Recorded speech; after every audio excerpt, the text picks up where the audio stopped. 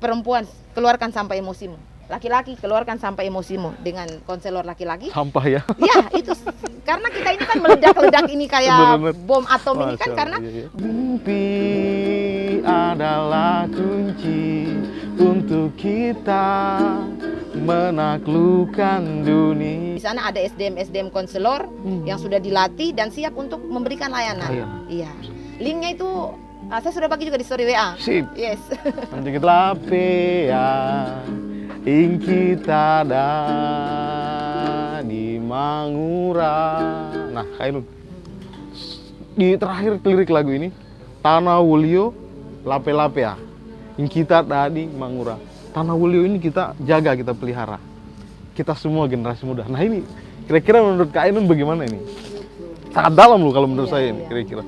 Jadi kalau untuk menjaga generasi yang hidup di Kota Bau-Bau ini agar menjadi penerus bangsa ya, penerus perjuangan bangsa yang membanggakan, yang berkualitas, yang sehat.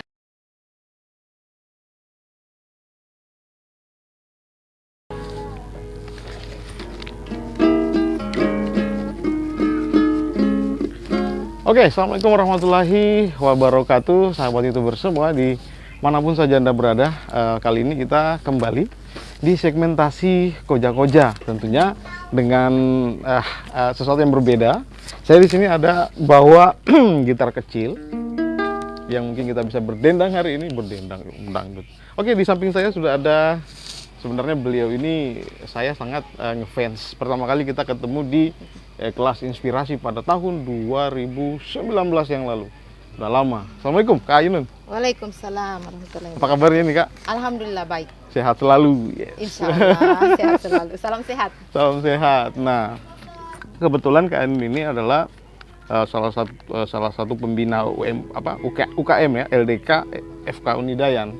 Kemudian beliau juga konselor keluarga di BP4 dan YMPAI. Apa ini?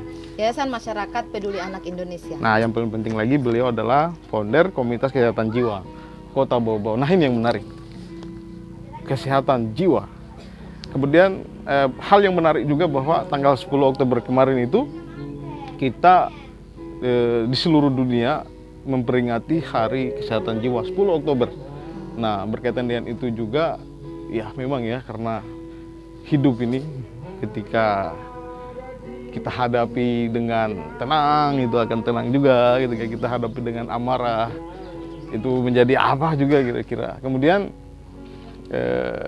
hal yang paling penting juga bahwa saya ingin mengetahui apa sih sebenarnya itu kesehatan jiwa atau kesehatan mental itu sendiri. Saya kira mungkin itu dulu, kita mulai koja-koja dari situ dulu. Silakan Kak Ainun. Assalamualaikum warahmatullahi wabarakatuh. Saya mungkin mencoba untuk menanggapi tadi pertanyaan seputar kesehatan mental. Jadi kalau kita berbicara tentang kesehatan mental, maka rujukannya biasanya itu definisi dari WHO, Lembaga Organisasi Kesehatan Dunia. Jadi WHO mendefinisikan kesehatan mental itu adalah sebuah kondisi, secara sederhana ya, sebuah kondisi di mana seseorang itu mengetahui potensi dirinya, kemudian dia bisa mengelola stres kesehariannya. Yang ketiga, dia bisa bekerja secara produktif, dan yang keempat, dia bisa memberi kemanfaatan atau berkontribusi kepada kehidupan yang ada di masyarakat. Mengelola stres ya? Ya, ada 4 indikator itu. Jadi kalau di dalam diri kita sudah terpenuhi 4 ini, insya Allah kita sehat mental. Ya. Saya harus identifikasi juga diriku ini. Apakah saya ini sudah masih sehat mental? Ya. Allah Mas Muhammad. Iya ya. Jadi mengelola stres. Ini menarik ini. Artinya ketika ternyata stres itu dikelola juga ya Kak? Ya, karena setiap harinya kita ini akan diperhadapkan kepada tekanan-tekanan, tegangan-tegangan yang kadang-kala membuat kita itu merasa terbebani. Apakah masalah keluarga, masalah pekerjaan, masalah relasi dalam pertemanan, persahabatan, kekeluargaan, dan semua itu harus bisa kita kelola. Karena kalau kita tidak bisa kelola, nanti hasilnya, dampak yang akan muncul itu misalnya merasa tidak berdaya, merasa tidak berharga, cenderung mengurung diri, lahirlah kecemasan berlebihan, rasa takut berlebihan, dan ujung-ujungnya bisa depresi. Dan yang paling berbahaya dari depresi ini adalah muncul keinginan ingin bunuh diri. Ya, ini kecenderungan manusia modern abad ini. Iya, kalau kita melihat di luar negeri itu kayak di Korea di mana itu angka bunuh diri itu memang tinggi sekali kan. Ya, saya harap di Indonesia janganlah. Tapi ada data yang mencengangkan loh. Masya Allah, iya kan? Ketika pandemi ini datang, ya di awal 5 bulan terakhir itu angka atau keinginan masyarakat Indonesia untuk bunuh diri itu 1 dari 5. Ya. Kemudian di tahun 2021 2 dari 5. Yang paling parah di 2022 ini 1 dari 2.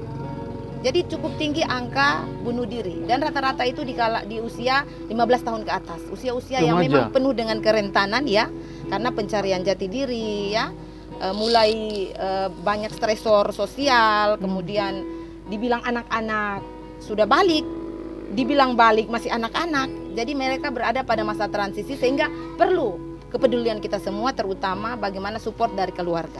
Wow. Sedih ya kalau. Ya, sedih sekali. Saya hanya memikirkan ketika ini terbiarkan, Kak. Ketika ini dibiarkan begitu saja tanpa ada minimal konseling atau apa. Saya hanya bisa berpikir bahwa apapun itu saya berdoalah semoga Indonesia, negeri kita ini butuhnya Kota Bau-Bau ini bisa terhindar dari itu semua, Kak. Oke. Kemudian yang berikutnya, Kak, saya ingin tanyakan. Nah, seperti Kak bilang tadi bahwa pandemi COVID-19 sangat menyita perasaan, jiwa seluruh masyarakat di dunia. Kita juga di Kota Bau-Bau 2 tahun terakhir kemarin sangat disibukkan dengan itu.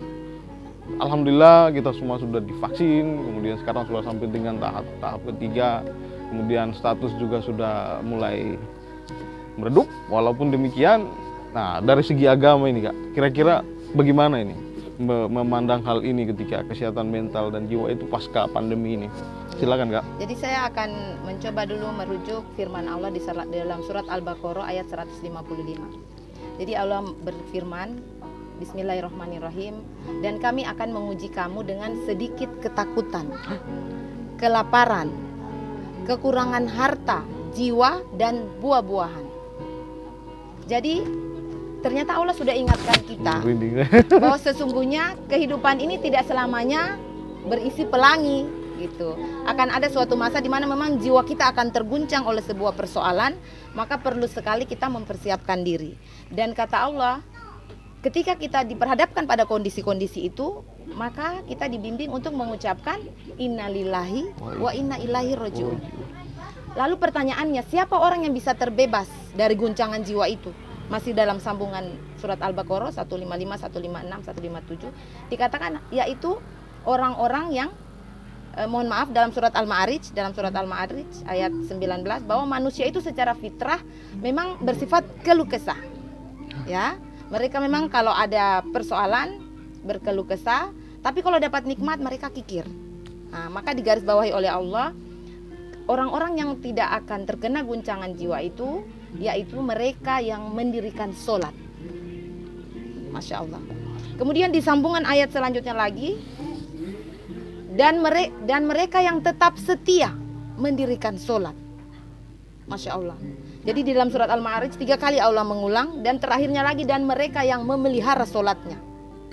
Jadi kalau misalnya hari ini kita lihat manusia modern itu awalnya mungkin cemas, kemudian mengurung diri, lalu masuklah pesan di WA ku, Ibu Ainun saya ingin bakar diri, Ibu Ainun saya ingin bunuh diri. Ada ya?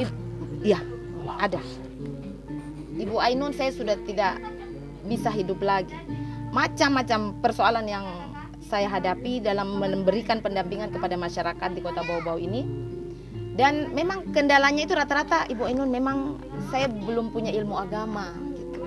Maka saya butuh orang yang bisa membimbing saya untuk lebih mempelajari agama ini supaya saya bisa punya daya tahan yang lebih kuat. Dan pada diri mereka itu memang jauh dari agama gitu. Memang masalah kesehatan mental ini, Bang Foril, tidak bisa kita hanya satu aspek saja, tetapi di sana ada faktor biologis, kemudian ada aspek psikologis, ada aspek sosial, kemudian yang paling terakhir ini spiritual. Spiritual. Dan ini menurut saya adalah daya tahan yang paling kuat yang bisa menjaga kita dari perilaku-perilaku yang mungkin di luar dari norma, di luar dari aturan agama yang akhir-akhir ini kan santer bunuh diri, ya, ibu yang kemudian membunuh anaknya lalu mengakhiri hidupnya. Ya, sebenarnya di satu sisi memang faktor keimanan, tapi yang kedua juga menurut pengalaman saya dalam melakukan pendampingan psikologis, meskipun saya bukan seorang psikolog, saya seorang penyuluh agama, tetapi juga sangat tertarik dengan isu kesehatan mental. Saya punya passion di sana. Akhirnya membekali diri dengan pelatihan, workshop dan magang di biro psikologi untuk bagaimana ini mendampingi orang-orang yang kalau ada persoalan di kondisi Kota Bau-Bau yang dari tahun 2015 sejak saya mulai terpanggil itu tidak ada psikolog. Kalaupun ada dulu satu, ya beliau sudah almarhum, tetapi dalam stigma masyarakat kita layanan psikologi ini sebuah layanan yang sulit untuk diakses.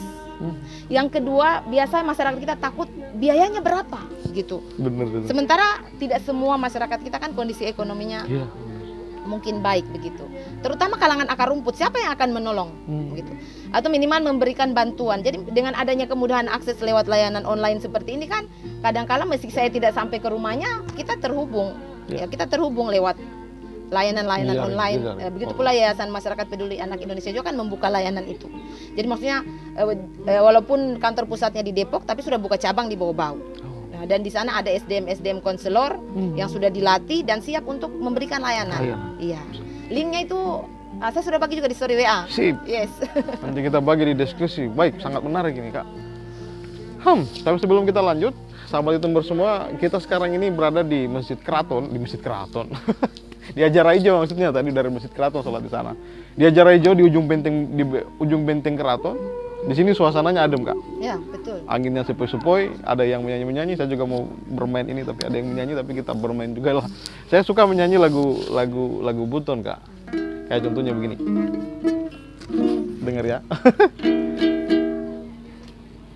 Tanah Wolio liputo bau burasa tongka awalina iwe itu mo tanaminaku oleh mbokana moraku ibadah tula morikanaku malingu akamea tabeana mancuana bemo sau tula morikana kumalingu akamea tabeana mancuana bemo sau tanah Wolio lape-lapea ing kita di Mangura. Nah, kayak di terakhir lirik lagu ini, Tanah Wolio lape-lapea ing kita di Mangura. Tanah Wolio ini kita jaga, kita pelihara. Kita semua generasi muda. Nah, ini kira-kira menurut Kak Ainun bagaimana ini? Sangat dalam loh kalau menurut saya ini kira-kira. Jadi kalau untuk menjaga generasi yang hidup di Kota Bau-Bau ini agar menjadi penerus bangsa ya, penerus perjuangan bangsa yang membanggakan, yang berkualitas, yang sehat ya, sehat mental, sehat spiritual, sehat secara sosial, sehat secara fisik. Maka yang bisa kita lakukan itu adalah menata keluarga.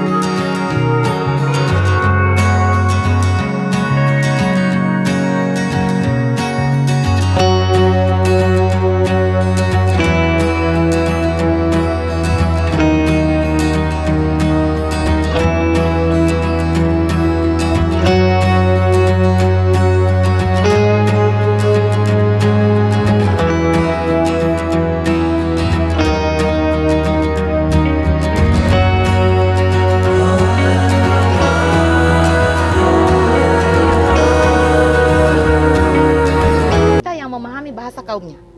Dan hanya kaum laki-laki yang mengerti bahasa kaumnya.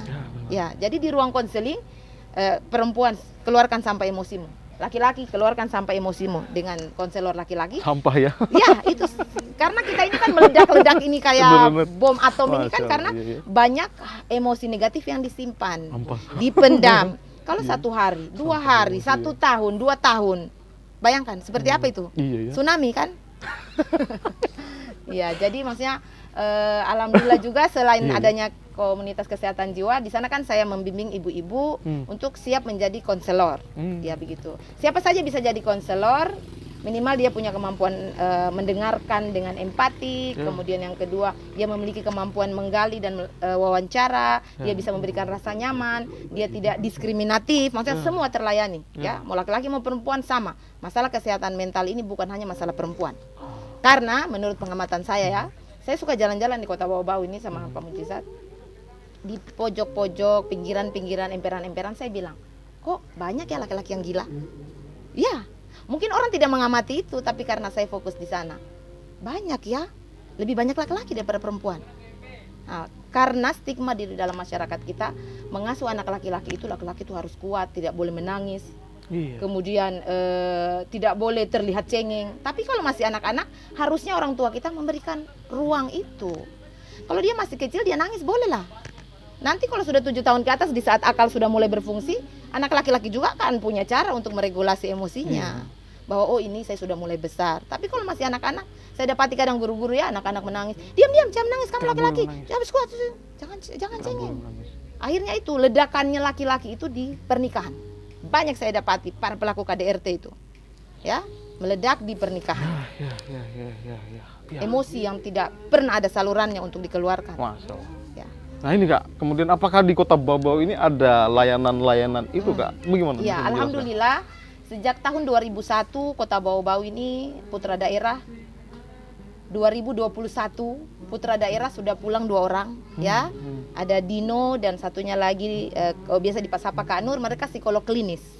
Ya, jadi saya sebagai seseorang yang memiliki passion di bidang kesehatan jiwa tidak punya alat ukur ya untuk mengetahui oh kamu gangguan bipolar, oh kamu gangguan skizofrenia dan sebagainya. Di ranah layanan psikologi masyarakat kita bisa mendapatkan bantuan itu. Nah, kalau saya biasanya konseling, pendampingan psikologis, tapi kalau di ranah psikologi mereka mungkin bisa didiagnosa begitu oleh langsung profesional. Dan mereka ini berkantor di DP3A. Ya, di Dinas Pemberdayaan Perempuan dan Perlindungan Anak. Masyarakat bisa datang ke sana mengakses layanan. Kalau Kak Nur ini dia di Puspaga, Pusat Pembelajaran Keluarga. Jadi orang tua juga kalau aduh bagaimana ya mengasuh anak di zaman now, boleh jalan-jalan ke sana. Itu layanannya gratis. Masya Allah. Ya, layanannya gratis. Sementara kalau di PPA, karena biasanya UPTD PPA itu dia sudah mendampingi kasus, ya di situ berbagai macam persoalan pelecehan, pemerkosaan, penganiayaan dan sebagainya yang memang dimediasi sebelum ke ranah kepolisian. Itu Kak Dino di sana. Ya, dia laki-laki. Jadi alhamdulillah kan sudah ada laki-laki, sudah ada perempuan. Di akar rumput dalam kehidupan masyarakat juga sudah ada perempuan, saya ada juga laki-laki Pak Mujizat. Gitu. Jadi insya Allah mudah-mudahan semakin banyak lagi orang-orang yang terpanggil agar kota ini bisa menjadi kota seperti tadi lagu Tanah Olio. Lapi-lapi yang kita ada di Mangura. Wow. Wow. Ada lagi lagu nih Kak Nun. Oke, silakan. Mimpi adalah kunci untuk kita menaklukkan dunia. Bebaskan mimpimu di angkasa. Raihlah bintang di surga. Nah ini yang bagus. Menarilah dan terus tertawa, walau dunia tak seindah surga. Bersyukurlah pada yang kuasa, cinta kita di dunia. Memang Kak, kita selalu harusnya bersyukur sebenarnya. Kenapa? Karena nilai syukur itu, tolong dijelaskan ini Kak. Bagaimana sih itu? Iya, jadi selama ini kan kita selalu diingatkan untuk menjadi manusia yang pandai bersyukur. Di dalam agama juga seperti itu. Karena kalau pandai bersyukur Allah akan tambah nikmat. Tetapi mekanisme untuk manusia sampai ke level syukur itu itu sebenarnya tidak datang begitu saja. Ya, jadi perlu memang ada proses pewarisan nilai-nilai di dalam keluarga, dari seorang ibu kepada anaknya, dari seorang bapak kepada anaknya. Bagaimana mensyukuri apa yang ada di depan mata itu. Ya boleh jadi mungkin kadangkala orang tua kita ini misalnya pernah mengalami masa-masa sulit dalam kehidupannya. Lalu hidup mereka berubah, ekonominya membaik. Setelah ada anaknya, dia bertekad, pokoknya anakku tidak boleh susah seperti saya dulu. Di sini sebenarnya ada juga sebuah pendapat yang agak keliru menurut saya. Kenapa? Karena anak-anak yang terbiasa dengan fasilitas dan semua yang serba ada ini, nanti kedewasaannya tidak akan tumbuh. Oh gitu ya? Ya, jadi besok-besok dihadapkan pada sebuah guncangan, mereka itu gampang kolaps. Maka perlu, walaupun mungkin kita punya kemampuan di bidang finansial, tapi didikan kedewasaan ini tidak boleh hilang di dalam keluarga. Misalnya kalau ingin ini nak, kita menabung yuk. Nah, jadi mengajarkan sebuah proses agar anak kita, untuk mendapatkan sesuatu kita harus berjuang, begitu. Kita harus berjuang. Contoh sederhana, kalau sudah mulai 7 tahun, ayo nak mulai belajar cuci baju sendiri, mulai dikasih tanggung jawab ambil sapu. Tapi di 0-7 tahun dia raja, ya penuhi keinginannya, ya penuhi kebutuhan bermainnya, hak egonya. Misalnya, mama saya mau pakai baju merah, oke anakku, iya 0-7 tahun. Yang ada kan dari kecil itu kita sudah setir anak kita, kan harus begini harus begitu. Akhirnya tidak puas, egonya tidak terpenuhi, sudah 7 tahun, 7 ke 14 di fase kedua kehidupan yang bahaya. Orang tua sudah mulai pusing, sudah mulai bingung, karena dia sudah bisa jalan sendiri keluar rumah. Tidak pulang-pulang, kadangkala tidurlah di rumah temannya, ya. Lama-lama akhirnya ikut anak jalanan dan sebagainya. Jadi memang semua itu pondasinya 0-7 tahun pertama. Banyak sabar, tidak ada kata capek mengurus anak, banyak berkorban, sudah ini fase pondasinya. Wah, luar biasa nih koja-koja kita ini. Kita masih di segmentasi koja-koja sahabat itu bersemua, dan saya sangat bahagia ini Kak. Saya sudah 2 tahun yang lalu sebenarnya mau ingin bikin satu segmen kita koja-koja di Forel Malap Channel, tapi alhamdulillah baru terwujud. Makasih banyak ini waktunya. Atas izin Allah. Ini karena memang ya sudah lama direncanakan sebenarnya Kak. Kira-kira masih ingat itu hari Kak Di? Saya ingat. Kayaknya sampai terjatuh kan? Halo Mas saya bilang. Tapi saya senang karena ternyata nomor barunya Kak Ainun sudah ada. Kemudian saya tahu, oh ya sudah ada nomornya Kak Ainun. Kemudian saya terinspirasi dari status-status WA-nya sebenarnya. Status WA-nya Kak Ainun itu kan rata-rata bisa, ya apa ya, kalau menurut saya mampu membuat kita paham. Saya sendiri seperti status yang baru-baru ini, saya bilang bagus ya. Coba kalau misalnya kita diskusi koja-koja dan hari ini terjadi.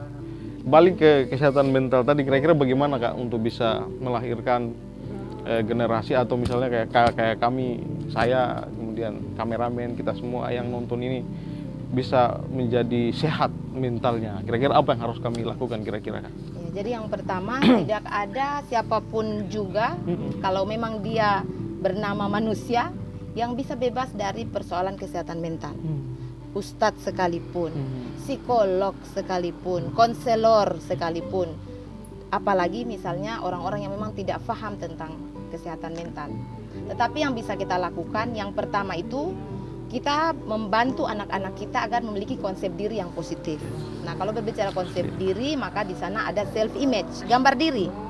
Misalnya anak kita tumbuh dengan kulit hitam, maka kita harus katakan kepada dia, anakku kamu hitam manis, kamu cantik sekali. Itu bapak, ya. Itu bapak kepada anak perempuannya. Jadi walaupun di sekitarnya semua orang putih, dia akan membawa dirinya dengan konsep diri yang positif.